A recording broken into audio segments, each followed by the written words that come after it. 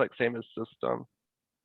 Yeah, I think the problem is that I had myself on mute, so I'm going to try it without me being on mute. So let's try it again and see if that was the problem. And Natalie, I'm kind of watching you, so if you can just give me thumbs up or thumbs down as to if it's working. And oh, it's muted. There we go.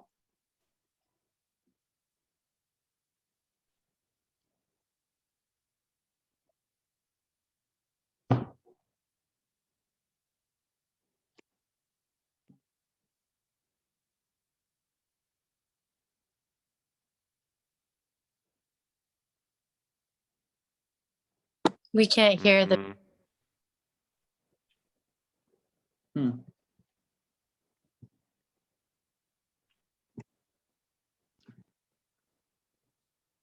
All right, well, it seems that we struck out. I can definitely hear her. Alan, did you say you had a different, there's something else? Because it's, everything's going on properly, and like, you can't hear her now, because I can definitely hear her. We can't hear her. All right. If you'd like, I can try to pull up the video on YouTube and try to share my screen if that, yeah, if you want. Okay. Yeah, because I'm the only speaker, so we got time. All right. And yeah, I know Microsoft Teams, sometimes they have a way you have to actually click on to add audio into when you share your screen. So I'm not sure if Zoom is the same way.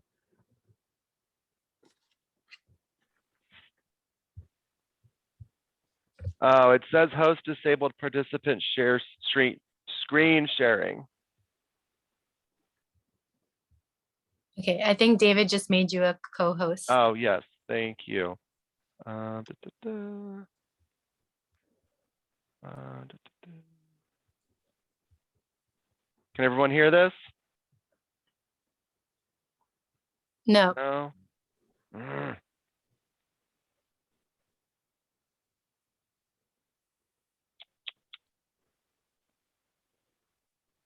How about now? No.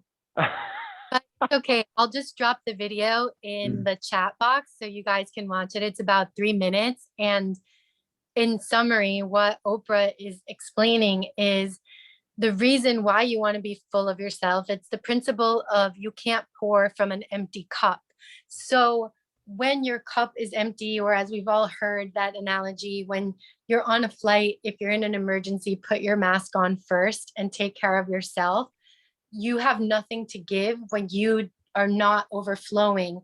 But when you fill yourself with the things that make you feel good, you're living your life's purpose, you're eating the foods that make you feel good, you're moving your body in a way that feels good, that it's aligned for what you've set out to achieve, then you can show up with a stronger presence in the world. So she talks about how at one point in her life, somebody telling her that she was full of herself caused fear and anxiety and made her play small, but how she took a step back and realized, well, when I'm full of myself, to quote her, when I'm full of myself, I'm overflowing and I have so much to offer and so much to give.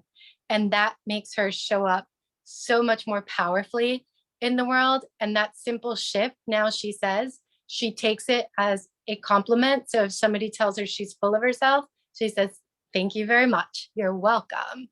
And I want to encourage you all to be full of yourselves this evening and always. With that, I will turn it over to Balut, who's our joke/inspiration master for the evening. Thank you, Natalie. I have 3 jokes for you all tonight, and they're all in the form of questions. The first one, why don't scientists trust atoms? Anybody? Because they're always splitting. That's a good one. The answer I had was because they make up everything. Oh. That's one. That's one.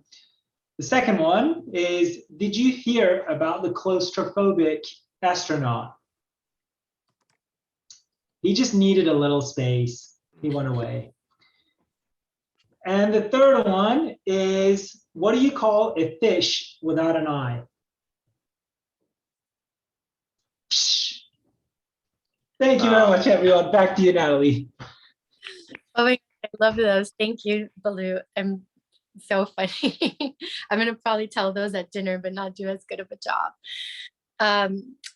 Well, now I want to introduce you to Jimmy, who will be our grammarian this evening. Thank you, Madam Toastmaster, and welcome guests and fellow Toastmasters. I am the grammarian today, and the role for the grammarian is to introduce the word of the day. And since the theme is full of yourself, I decided to choose a word that was somewhat in accordance to that, and that word will be prideful. So the definition of prideful means having an excessively high opinion of oneself. So I love the way that Nathalie placed the theme of the day, and it's not to really reflect on really being overly concerned with yourself or feeling like you're better than another. It's really just a sense of keeping yourself in high regards and making sure that you can be the best person that you can be.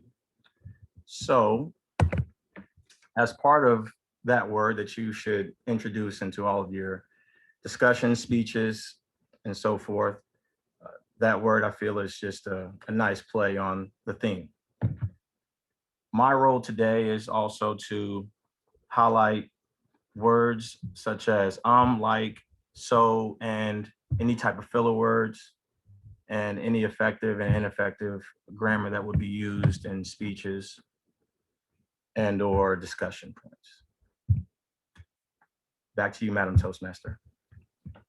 Thanks so much, Jimmy, for walking us through that and for the explanation of prideful this evening's word of the night. With that, I'm going to introduce Tiffany, who will be our timer.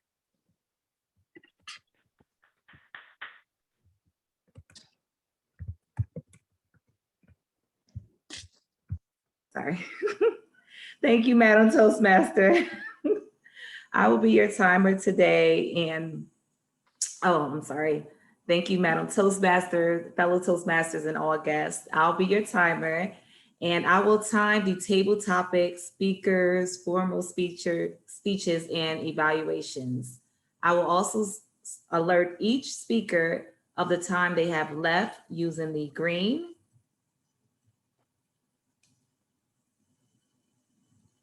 and yellow and red backgrounds. Table topic speakers should limit their marks to more than 2 minutes. At 1 minute, I will use the green, and at 1 minute and 30 seconds, I will raise the yellow, and at 2 minutes, I will raise the red card. We don't have any evaluators today, right, David? We have John as our evaluator. He'll be the general evaluator this evening and evaluating David's speech. Thank you. At 2 minutes, I will raise the green card. At 2 minutes and 30 seconds, I will raise the yellow card. At 3 minutes, I will raise the red card. And for we don't have any icebreakers. Back to you, Madam Toastmaster. Thank you, Tiffany. I appreciate you walking us through the timing. With that, tonight I have the privilege of introducing a fellow Toastmaster who lives the mantra of his speech, raise your standards. He is sharing the value of Toastmasters and raising your standards. Please join me in welcoming our club president, David Jones, by raising the roof as he shares the value of Toastmasters and raising your standards. Thank you, Madam Toastmaster. Good evening, fellow Toastmasters and guests. Once upon a time, there was a little boy, and we'll call him David. And David's parents got divorced when he was just 2 years old.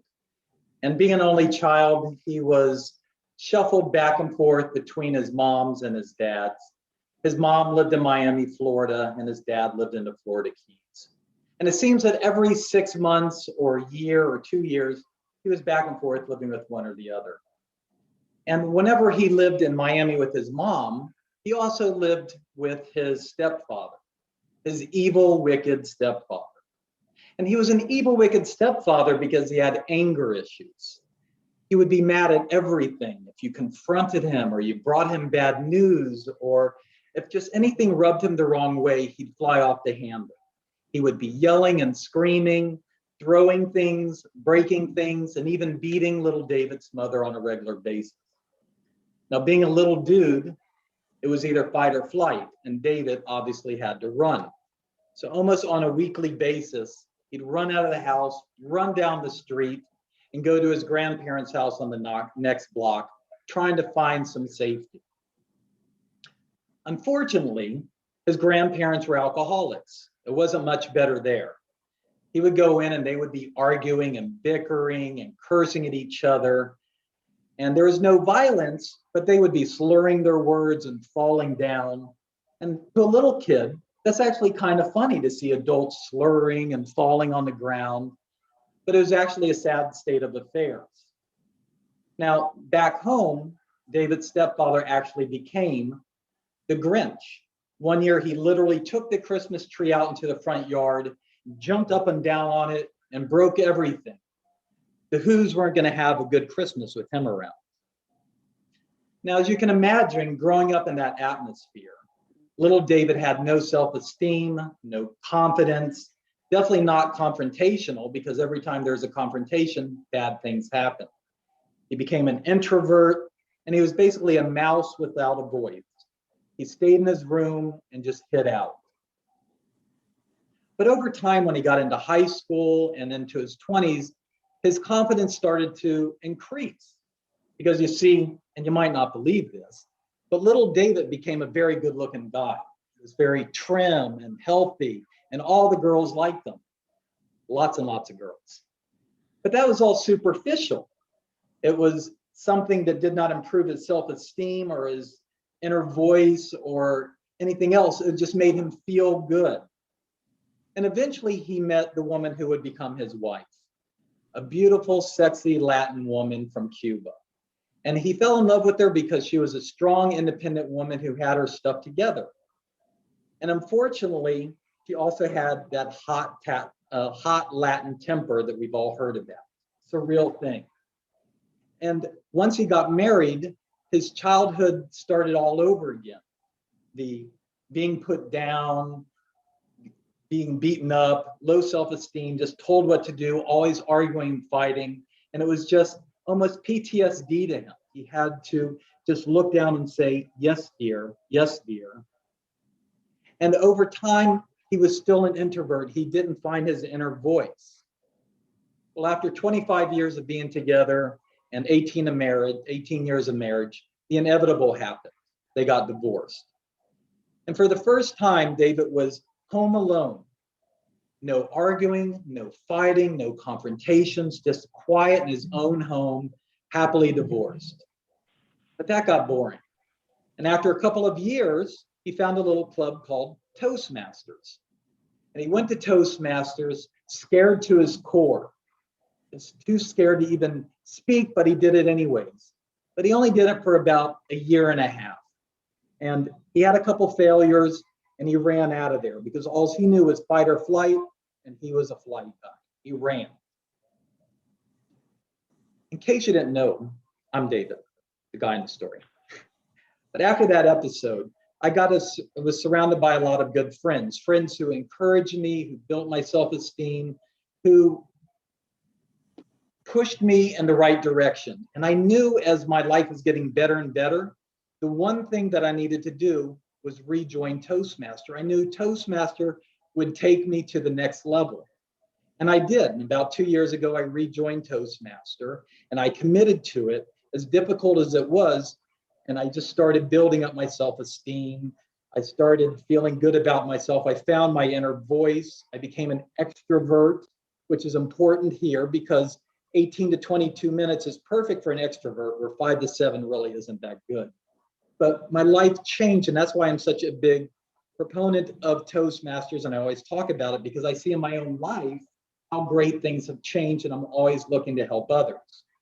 And like so many, I look to Toastmasters for public speaking, but I've learned so much more. Like I said, it's your confidence. I've spoken to so many of you where there comes a point and it just clicks.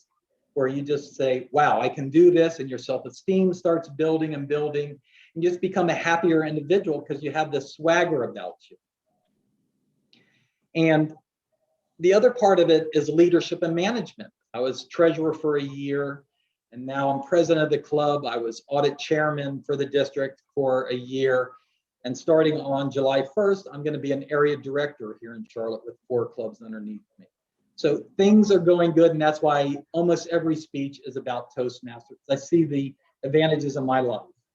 And one of the first things I did as president was I had a motto for our club: raise your standards. It's right there on our website. And so many people say raise your standards. It's kind of a cliche thing. So tonight I want to talk about what raise your standards are and give some examples. See, in life, we have things that we want to accomplish, but we can't always get to them. The things that we can accomplish are must. We must get a new set of tires. We must get a brake job. We must get a new sofa or washer and dryer. Somehow we can do the musts, but these things out here we can't do. We're really good at the musts. I mean, we're perfectionists at it because every time something must happen, we make it happen. But for some reason out here, these big goals are too hard to get to. So what raising your standards does is make those wants into must. If you can make the wants into must, then you'll accomplish them because you know how you've done them time and time again. And there's a lot of different areas of your life that you can raise your standards, but I'm just going to touch upon a few of them tonight. And the number one item is your health and well-being. You got to have your health and your energy.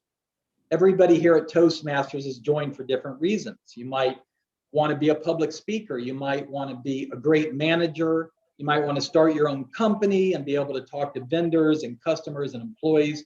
Or you just might want to be able to talk to your family and friends and be confident in doing so. But whatever you want to do, you need to have health and energy to be able to do it.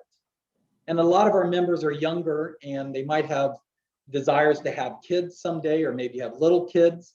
You need to have health and energy to skip down Main Street in Disney with them, or to go to parks and play with them. So health and energy is a big part of our lives. And I know some of you are looking at me saying, Dave, what about you? What you don't know is over the past month and a half, I've lost about 15 pounds. I've been working out, exercising, eating a little healthier. I'm not eating junk is the main thing. I'm not eating ice cream and candy every day or snacks. I don't touch any of that. And I try some new things because I'm trying to become a better me. I'm trying to be healthier and fitter. And usually when we raise our standards, we're doing it for ourselves to improve upon ourselves. But there's also times when we do it for others. We do it for our family, our loved ones, our friends. We want to raise our standards for them. If your boss is after you, you definitely are going to raise your standards at work. And sometimes we do it for a new acquaintance. See, once upon a time, there's a guy named David, and he met this very beautiful woman, and he started dating her. And she's a yoga instructor, and she's very healthy with a great lifestyle of eating healthy and exercising. And I realized that if she's going to be a part of my life, like attract likes, I'm going to have a healthy lifestyle too.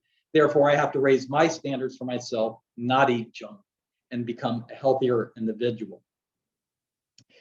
And okay, I have to be truthful. She's going to watch this later on YouTube, so I'm being very careful how I describe her, but she's a very beautiful, attractive woman. The second item is courage. And luckily, Toastmaster is courage because it's about stepping out of your comfort zone. And everybody here is at Toastmasters, you've stepped out of your comfort zone.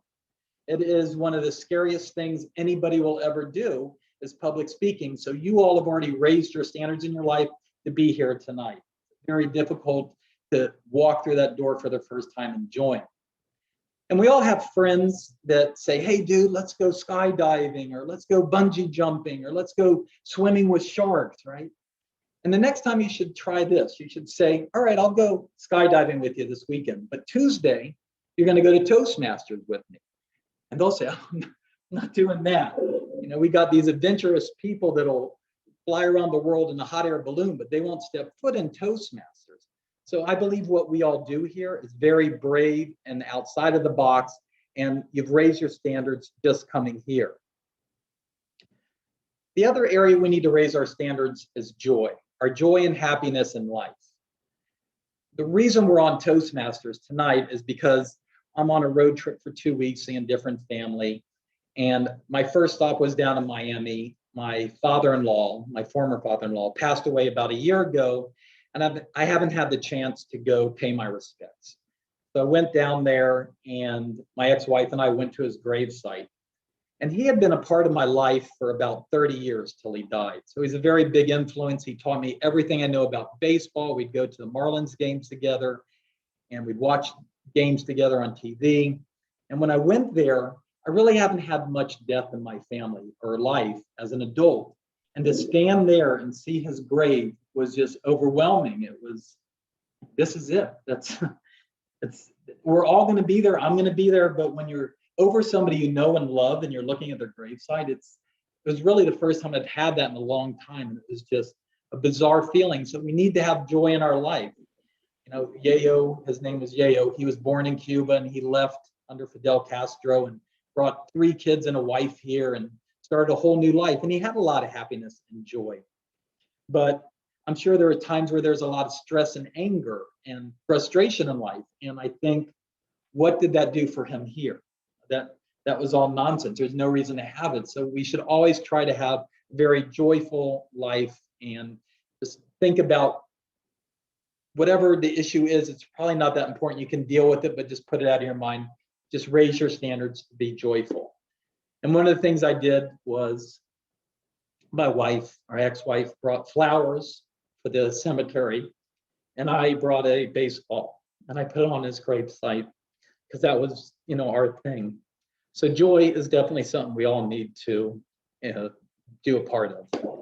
And finally, we need to be kind. We need to be kind to one another. It was, I believe, Robin Williams who said something to the effect that be kind to everybody because you don't know what they're going through in their lives, something like that. And I agree with that 100%. I mean, there's so many times that we're all driving down the expressway, we're in the left lane and we're hauling butt, and then there's somebody slow in front of us. And what do we all do? What are you doing? Get out of the way. We blow our horn. It's very frustrating. But we don't know what they're going through. That person might have so much on their mind that they're looking for the next concrete pole to slam into and end it. And we're behind them going, what's going on? So raise your standards and be kind. Just pass them. Go around them. Maybe even wave to them as you drive by, because maybe that wave will make them think things aren't that bad in life. You know, there's good people out there. And those are the items that we really need to raise our standards for.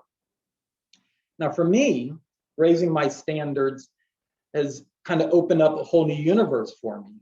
I have a life coach, and recently she challenged me at one of our sessions.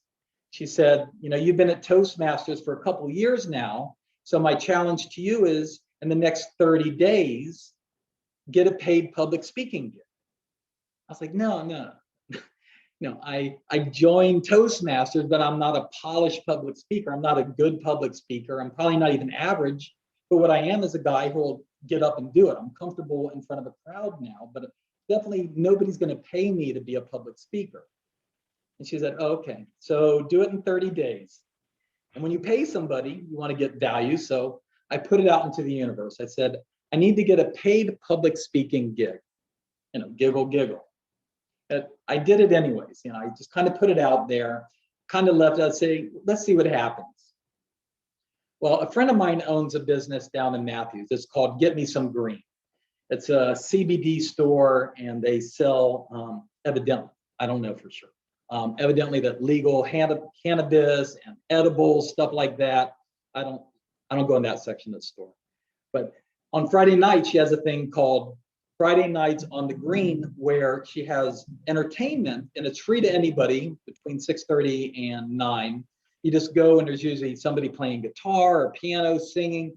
You just sit there. There's a bunch of restaurants around, and you can sit and watch this entertainment. And I go like every Friday to support her. Well, then I'm thinking about this paid public speaker challenge that I have. So I said to Heather, do you think next week I could introduce the entertainment, tell a few jokes, build them up, and introduce them? And she goes, yeah, sure. I said, but there's one condition. You have to pay me $1. And she agreed. So the following week I did it, and there was about 20 people there and about 20 people on her Facebook Live. And it went well. I was like so happy. And my life coach was there as well because she's friends with Heather. And it was like such a wonderful moment, but it was something I never thought about. It wasn't even in my universe. Maybe several years from now I would do it. And she ended up giving me $5. I don't think she had a single on her, so I got paid $5 for that gig. And it sounds something silly and simple, but it's momentum. It's a cause set in motion. I'm officially a paid public speaker. I'm a professional speaker, and the next one will be easier, and the one after that. And that's kind of my challenge to all of you is, where do you want to be in 5 years? And my question is, why 5 years? Why not now? Why not put it out into the universe and just see what comes back? Because when you put something out into the universe, somehow things start happening, opportunities show up. I would have never thought to ask Heather if I could be the person introducing the entertainment. It was never a thought, but now that I had that challenge and I had put it out there, it was very easy to ask. I was like, yes, I can definitely do this. And I showed myself I could do it. And also what I am on the side, some of you don't know this, is I'm also a life coach. And there have been challenges to get your first client. I actually got my first client this past Friday. I started advertising on a thing called, I think, Thumbtack. And it was very frustrating in the beginning, but I put it out in the universe and it happened. And it's just amazing how you always say someday, but if you make someday today, if you make these wants and goals out there musts, everything starts happening. It starts happening for a reason to you. And I encourage everybody, that's my challenge to everybody, is just don't wait, just put it out there and see what happens. And finally, my final challenge is next Tuesday, all of you to be in person at the Vine for our regular Toastmaster meeting. Madam Toastmaster. Thank you for vulnerability, and I could tell you were prideful when you shared your accomplishments, and you have much to be proud of. I really appreciate and learned so much about you and just life from your speech. So thank you for that.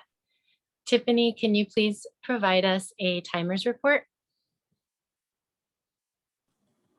Yes, Madam Toastmaster. David was at 18 and 9 seconds. Thank you. You're welcome. And now I will turn it over to Angelica, who will be our table topics master. Thank you, Madam Toastmaster. Good evening, Toastmaster fellows. Again, I just want to say, David, thank you for that talk. That was amazing. It was very emotional, inspiring. Thank you again. As Nathalie said, I'm learning a lot, and I enjoyed to be here in this group, and these kind of talks just reinforce this. Anyway, tonight I am the table topic master, and this is the fun part. This is the opportunity to practice your impromptu speak skills. And what I'm going to do is give you a couple of questions, invite you to participate. Typically, we invite our guests to take advantage of this opportunity, and our timer, Tiffany, is gonna to follow with the time. Typically, we give you 2 minutes to respond, well, up to 2 minutes to respond. I'm going to invite Adam, who is our guest for tonight, to answer some questions. Well, actually, let me correct one question, so that makes it easier for you. And just following all that we have been talking and the theme of the night, I want to ask you, Adam, how you take of yourself, how you fill your cup, what are those healthy habits that you have in your life? All right, thanks for calling me out. I appreciate it. Healthy habits. So I think a good healthy habit at my position now in the engineering firm I work for, I'm in the procurement department. I allow other people to kind of speak about a certain topic and let it all out. Try not to interrupt whenever they have certain points they want to bring out. And as they bring those points out, kind of break down bullet points on what notes I want to bring up after their conversation may end.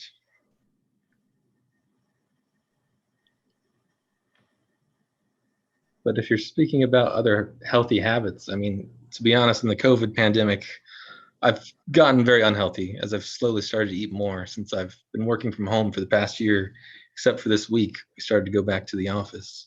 All I've done is just 10 feet from the kitchen. I've gained like 10 pounds. I've gone the opposite way compared to Dave. I'm starting to do better. Joined a kickboxing league and I joined a cornhole league. And it's slowly getting out there to interact more, get outside of teams, get out of the house. I don't want to be too prideful on my eating habits, so I'm trying to go into more social interactions.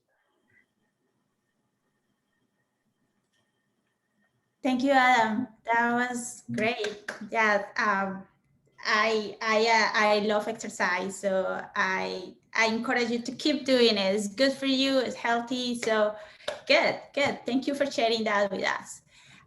Now I'm going to invite Alan as our guest. I know this is, but just kind of following with all the theme for the night. I want to ask you, what thing makes you prideful in your life?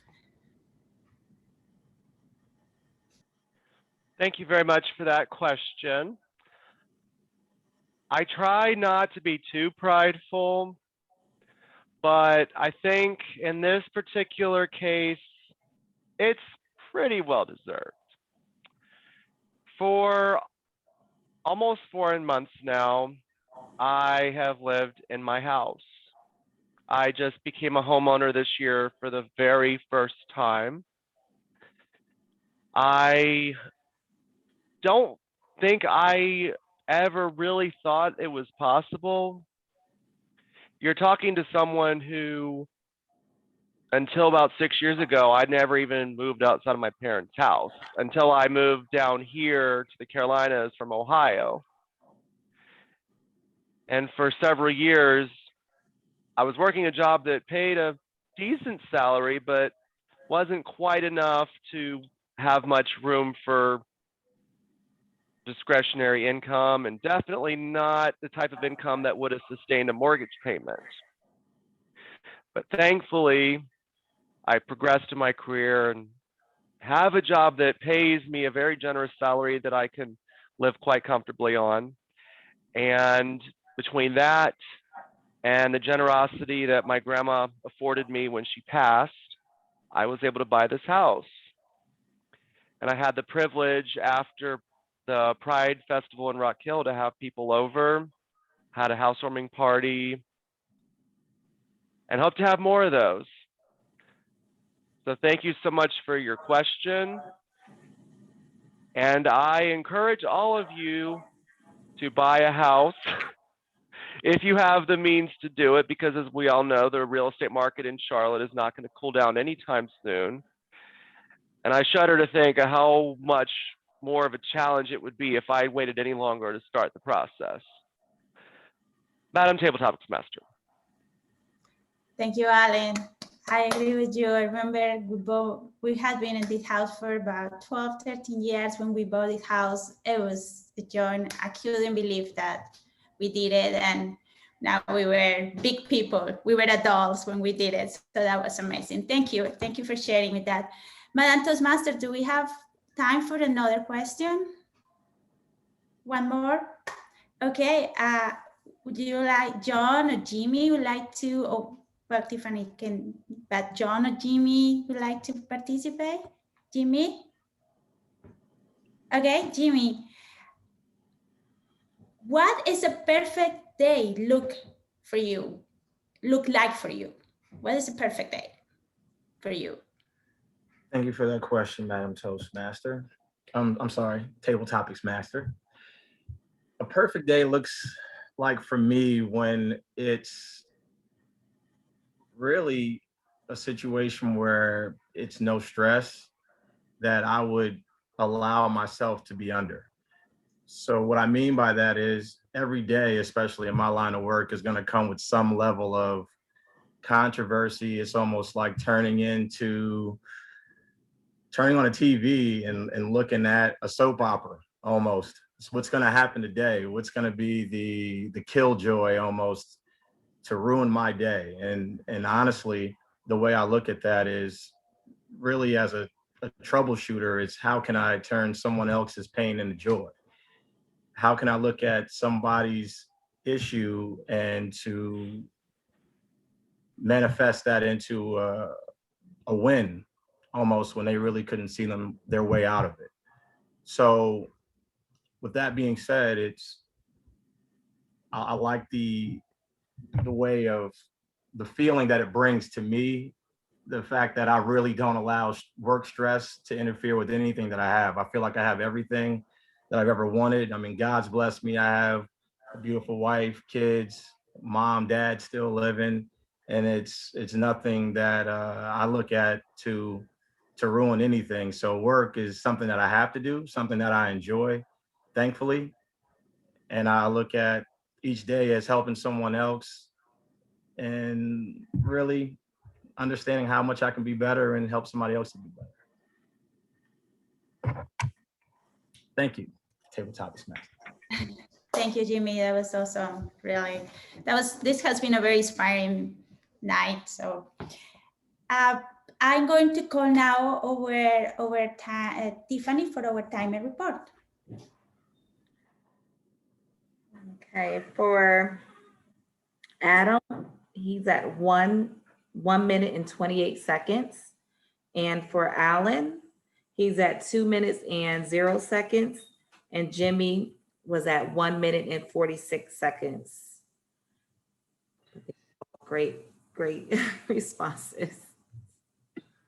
Thank you, Tiffany. Thank you.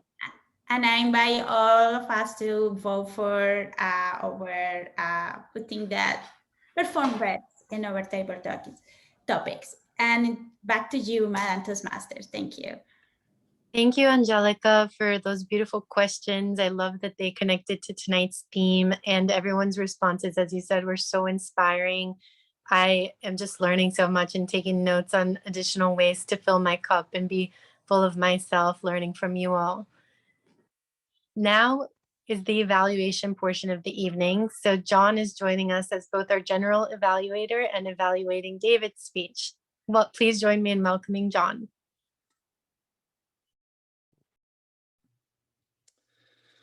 Thank you, Madam Toastmaster.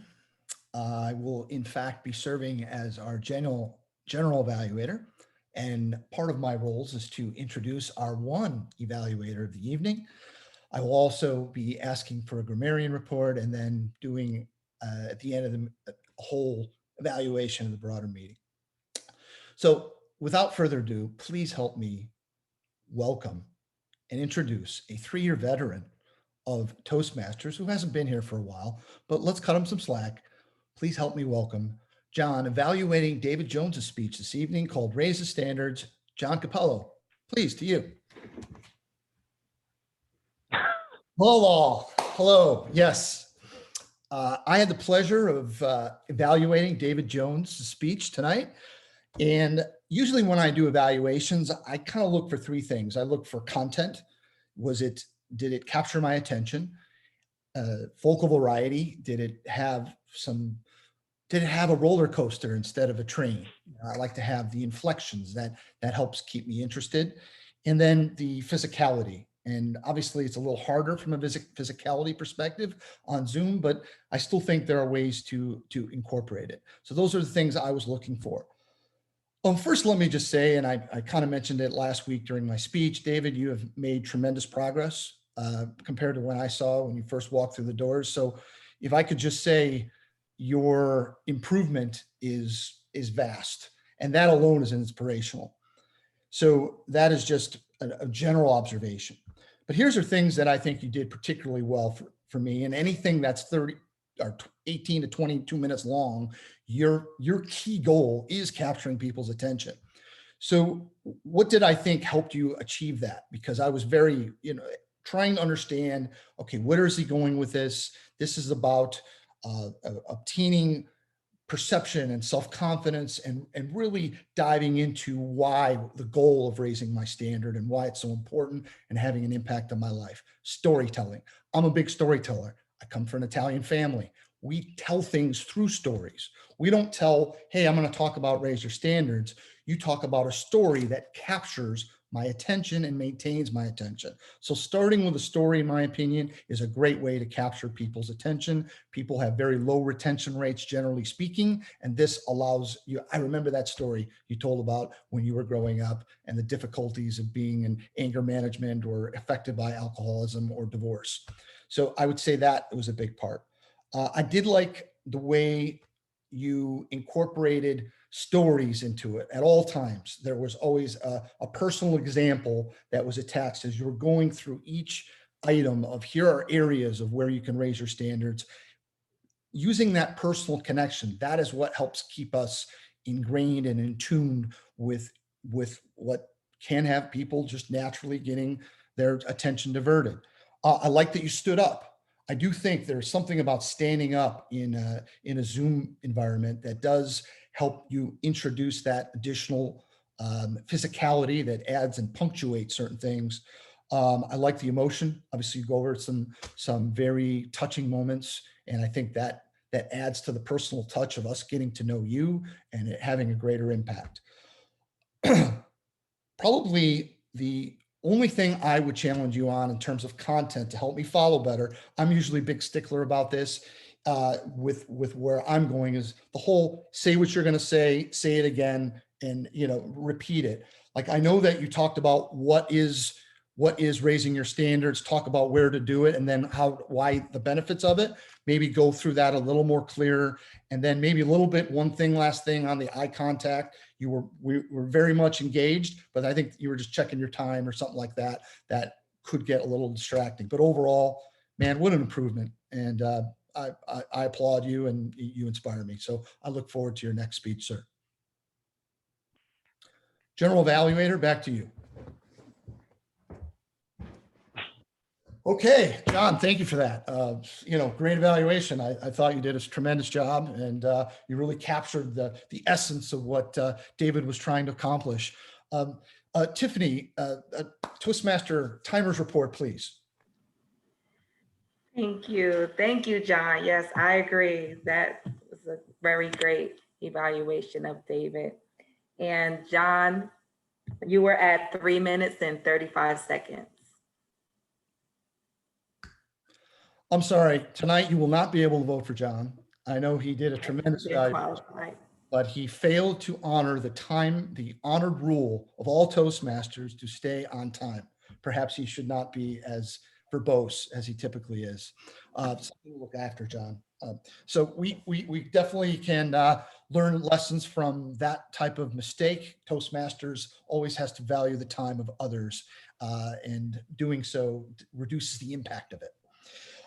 That being said, before I get into the broader meeting and kind of some thoughts and suggestions, is it probably best to do a grammarian report first, David? Or what is typical? I don't know what is typical. Please help me welcome back up our grammarian, Jimmy, who is going to see how we've done today in terms of our filler words. Thank you, John, for that. I think you did an excellent job. And honestly, by looking at some of my notes, I think that everybody did an excellent job. Most importantly, David, as that was an outstanding speech, hit my heart pretty good. And just by looking at everything as we go through speeches and even impromptu speaking, of course, we have to go through the nitty gritty. And as I have my trusty pen here, I said twice, so I'm grading myself as I'm doing this, of course. Starting off with David, I think that the only word that you used maybe to start off a sentence, that would probably be the only thing, would be the word and. You said that about 10 times, but honestly, the flow of the speech was just excellent. So that was just something that I just kept hearing. It didn't take away from anything in my eyes, but since I'm the grammarian, that was the only thing. Nothing else was actually said in repetitive state. So I think that you did an excellent job with that for a 20+ minute or 18+ minute speech. John, for you, you said 5 times. Nathalie, you did an excellent job. I didn't catch anything on that. So awesome job as Toastmaster with that. Balut, he said 1 time. Adam said 1 time. Tiffany said 1 time. Alan didn't say any filler words at all, which is great. Angelica said 3 times. I said not including with you guys, but of course for me, I said twice. I said so once, and I said and twice.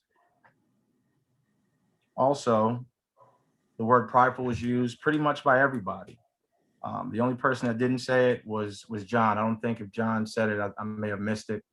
But again, I mean, awesome evaluation, awesome speeches and impromptu speaking for Adam that came on. And, you know, he did it extremely well. I didn't catch him for anything either. So it's a great deal. I appreciate everybody being on and, you know, working on their craft.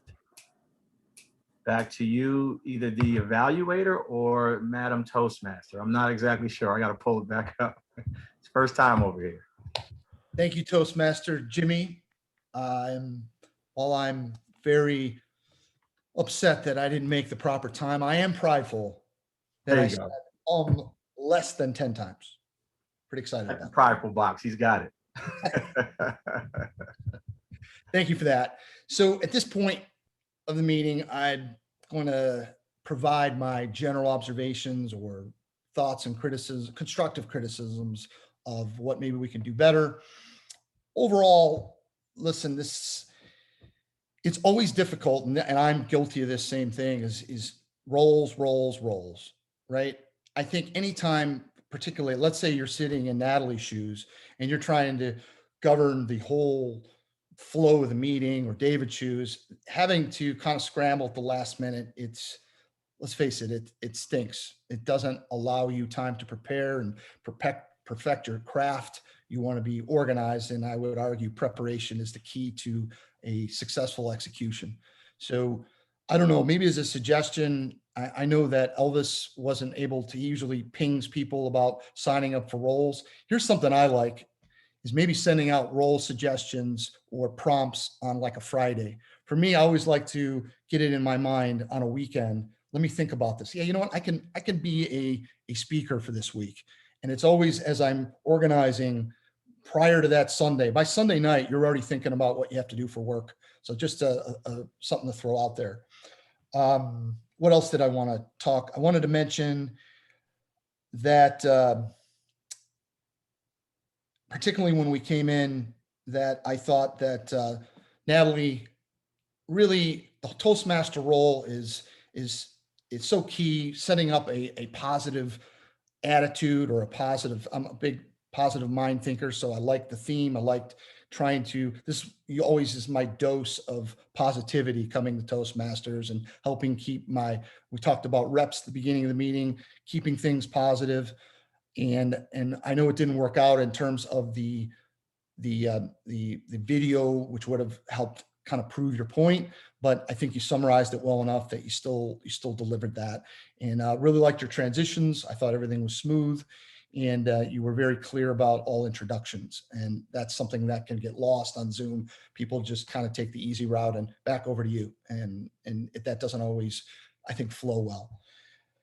Balut, thank you for I don't know if Balut's still here, but I thought that addressing the Madam Toastmaster, being a bit more formal, staying on par with that is important. That would be my only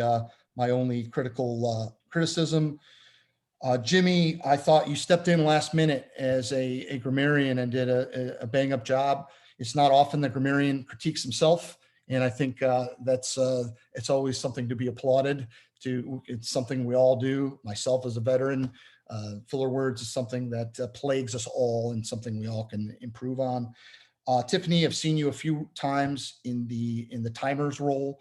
I think you do a great job at it. I guess I haven't been around long enough. I guess I challenge you to take, switch it up, if you will. So that would be something I would mention. Angelica, I thought it's something simple, but I love the smile. The smile, I can't tell you, I'm in sales, and a smile goes a long way. I don't care what you're talking about, the message you're trying to deliver, what your question is.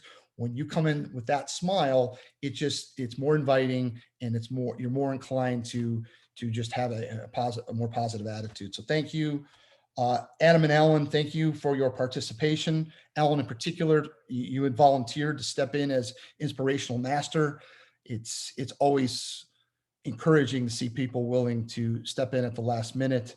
And once again, hopefully we can address that with meeting roles and have people start thinking about it earlier in the week. And hopefully the Toastmaster isn't scrambling. And I don't know if we have this, but David, maybe you can explain, maybe we have ways if I wanted to talk to someone that was evaluating me, or ways through the group message to address someone, hey, specifically, I'm going to be working on this. I always feel like an evaluator, if they know what someone who is speaking is working on, here's what I'm worried about, here are things that I'd like to work on going forward. You can only do that before the meeting. It's a little tough to do it. It's something we do in person a lot. In a typical Toastmaster meeting, we talk about what we're working on, what we'd like to watch out for. And I think you just get more out of the evaluation when we do that. I don't know if I'm not technically inclined. Maybe there's a way to do it on GroupMe that I'm unaware of, to send personal messages. I don't know it yet, but just a suggestion to get really more out of the evaluation. But other than that, I haven't attended a full board blown Zoom meeting, so this is my first, and thank you for allowing me to, hey, I'm not supposed to thank people. David told me not to, but I did enjoy it. So I will finally shut up and pass things back to Madam Toastmaster Nathalie. Thank you. Thank you, John, for that thorough evaluation. I really appreciate it. And I love the role changing between you and John, the evaluator. It's fun. David, do you have our poll results for the evening? I do. Want me to go? Yeah, drum roll. Okay. Unfortunately, our evaluator did not qualify for time. So next time, I think by default, I won Best Speaker of the Night. And Alan is our table topics speaker of the evening. So congratulations, Alan. Thank you. Congratulations. Thank you, David. I'm going to drop the video now that I mentioned at the beginning. I just never want to send things while people are talking. So I'm going to drop it, and feel free to watch it in your free time. Oprah hopes to join us live next time, but there's her video message. Thank you all for participating, or you're welcome. As David said, no more thank yous. And I want to remind you all to keep your cup full and to be full of yourselves, and to say you can say thank you when someone says you're full of yourself. Have a great week. Any announcements, David, or anyone else? I just want to address a couple things. We have 2 minutes. With John, you are on an app called GroupMe, which is right there. Your name's on. I don't think you've accepted it, but it's called GroupMe, and that's how we chat as a club between each other. So if a member is not on GroupMe, let me know and I'll add you. But usually that's in advance. You might want to send out to your evaluator, this is what we're doing. And I agree, we have not been sending out the agendas in time. And I'm a member of another club, and usually the Toastmaster actually sends out the agenda because it's kind of their baby and they need to start, networking and trying to get people signed for roles. So I'm going to maybe send out an email about that, where the Toastmaster, because they can go into the system and send it out to everybody and just encourage people. But I do like Jimmy stepping up, and Tiffany and all the newer members doing their roles. So I think that's great. But again, next week we'll be back in person and hybrid, so hopefully you all can make it to that. With that, any feedback, Alan? Any thoughts? Well, I certainly enjoyed myself. I will admit I would have much rather enjoyed seeing all of you in person, but I'll have to make the drive back up sometime soon to do that. I could not have shared your sentiments about Toastmasters better myself. I certainly enjoyed your speech and really appreciated your words of wisdom.